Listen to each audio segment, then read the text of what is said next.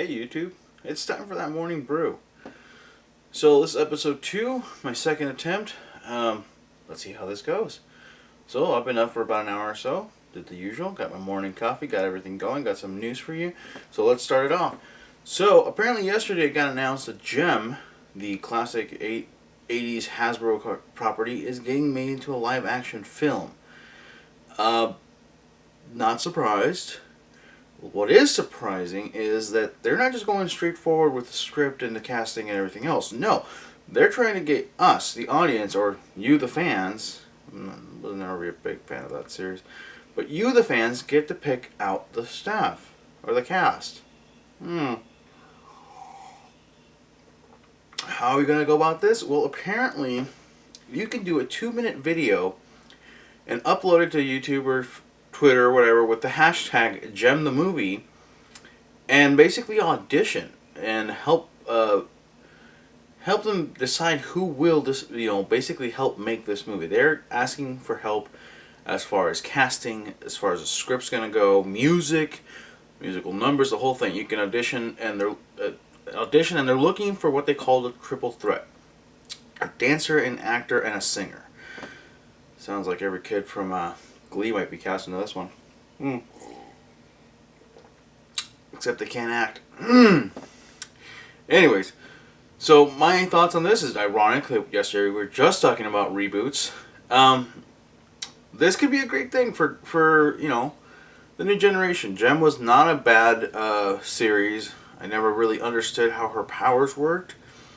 Something about she transforms from an ordinary girl into a rock star by I think it was by pressing her magic earrings or something. Which I'm sure if I'm wrong I'll hear about it. But the only thing that worries me is that this feels like a choose your own adventure book. We're going to be going into the movie and it's like Gem's about to walk out on stage. Option A, she walks out on stage and performs amazingly and gets a great finale to the show. Option B, Gem walks away, never to return. Or option C, Gem goes and gets a cup of coffee and it's the end of the movie and you just wasted $15. Ooh. Anyways, so moving on. Also yesterday at the Game Developers Conference, it was announced that Sony's jumping into the virtual reality biz. The new peripheral, codenamed Morpheus, is due to arrive in 2015. Pre-orders are already available for the developer's kit, and all I'm thinking is, for the company that mocked Microsoft for, basically creating achievements and all that stuff, and then later on followed through with the trophies move, Sony hasn't had a good history lately of being, fresh into the endeavors. Like, they've not had a good history for being the ones that think of the good ideas first, quote unquote. If we all remember the 6-axis controller that nobody really likes, or the PS4 not having any video games, great idea. Jump into a new peripheral when your current system can't even keep up with the demand of games.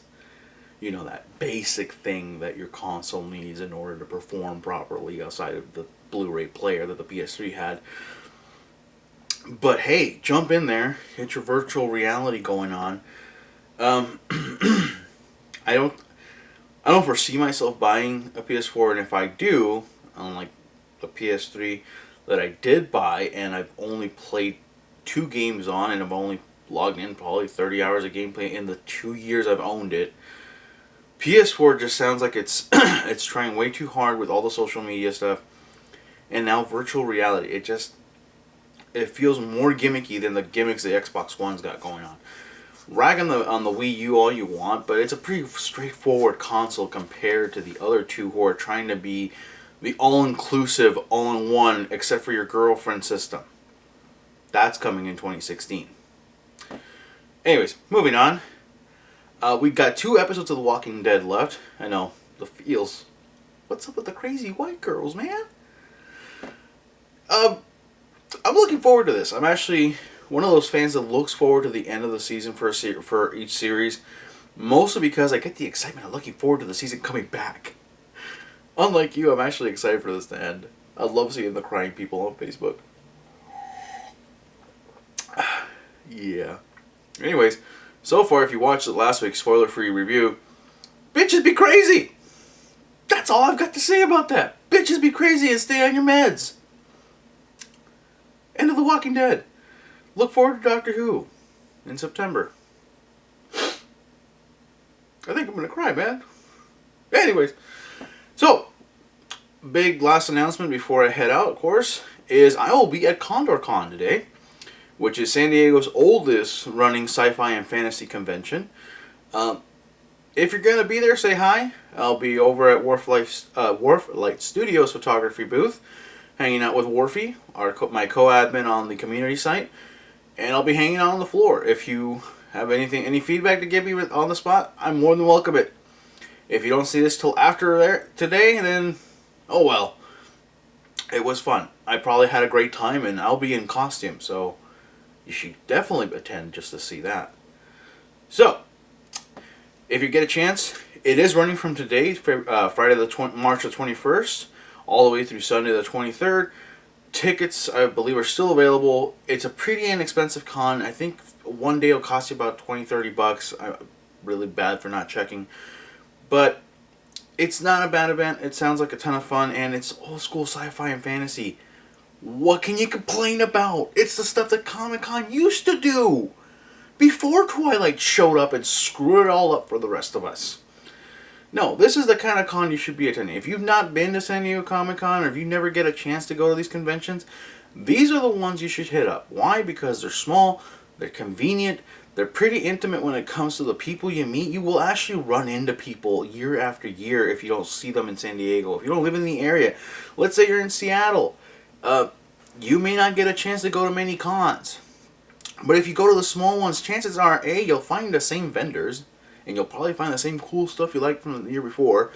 B, you'll probably run into the same cosplayers, if any, which very likely there are, and you'll probably get to take pictures with them again, and you'll get to see updated costumes. You'll run into the same friends. Your friends will probably be there. And on top of all that, it doesn't hurt to support small cons. San Diego Comic-Con's got enough support as it is. It's, in fact, if I do recall, a lot of you are crying foul right now because you couldn't get in. Trust me, it ain't that great once you realize you're in a giant sardine can and it's spoiled. Very spoiled. In fact, if you are attending San Diego Comic-Con this year or not, I highly recommend you look up the events that go outside of Comic-Con. For example, Nintendo 2 years straight now has had the Marriott all to themselves, and there's tons of free stuff starting from Thursday at like 10 a.m. I went there and I made out like a bandit with a bunch of cool stuff I earned. You don't even just walk up and grab it. You have to actually play the games. You have to interact with people. You have to actually do something to get the stuff. But guess what? I got 4 t-shirts out of it, 6 or 7 Luigi coins, a really awesome pillowcase from Luigi's Dream Team.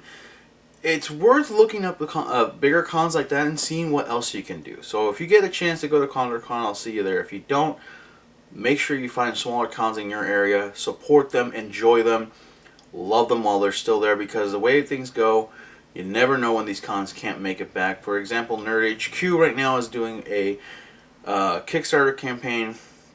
Look them up, Nerd HQ. They run them alongside Comic-Con for charity, for Project Smile, which deals, I believe, with cleft lips. And in case you've not noticed it, I was one of them.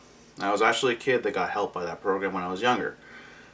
If it wasn't for that program, I would have a humongous scar on my lip that would be absolutely atrocious to me, even though it wasn't that noticeable. But still, it gave me a chance. So if you can support Nerd HQ, go ahead and check out their Kickstarter campaign. I'll put up the links in the description. So, it's Friday, it's my weekend, and I will see you Monday. Hopefully you guys have gotten a chance to check this out. Please, again, feedback, like, comment, and share, subscribe. Guess what? I'm making a goal as of yesterday. I said to myself, I want to earn a silver play button on YouTube, and I will keep posting videos until I do so. And then beyond that. So that means that I set my goal for 100,000 subscribers ASAP, starting today. So that means March 21st, 2014. Let's see how long it takes for me to reach that goal and how hard I will work for it. If I fail, I fail. If I achieve it, it'll be one of the biggest achievements I ever made in my life when it comes to my career. So, Until Monday, enjoy your brew.